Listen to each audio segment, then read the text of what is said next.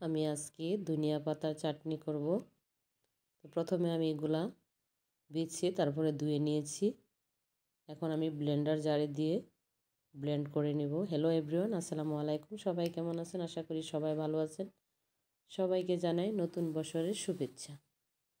সবার জন্য নতুন বছর খুব সুন্দর কাটে, খুব আনন্দময় হয়। তো আমি ব্লেন্ড করে নিয়েছি।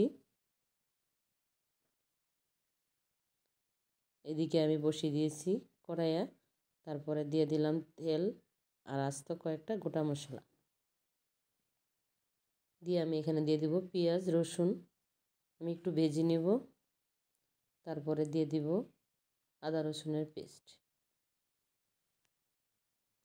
আদা রসুনের পেস্ট দিয়ে দিলাম, দিয়ে আমি আরও কিছুক্ষণ ভেজে নেব।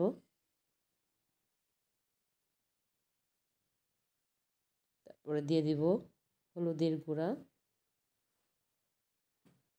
মরিচের গুঁড়া আর জিরার গুঁড়া দিয়ে আমি একটু কষিয়ে নেব। তারপরে অল্প একটু পানি দিয়ে দিব, দিয়ে ভালো করে কষিয়ে নেব যতক্ষণ না পর্যন্ত কাঁচা গন্ধটা চলে যায়। ভালো করে কষিয়ে নেওয়ার পরে যখন তেলটা ছেড়ে দিবে, তেলটা ছেড়ে দেওয়ার পর আমি দিয়ে দিলাম পেস্ট করা ধনিয়া পাতা, দিয়ে দিলাম লবণ।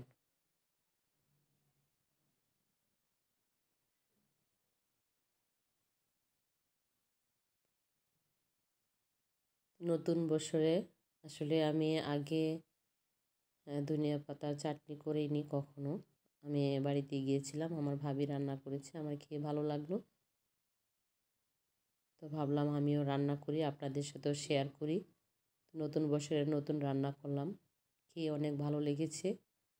তো আপনারাও একবার ট্রাই করে দেখবেন, খুবই অসাধারণ লেগেছে খেতে।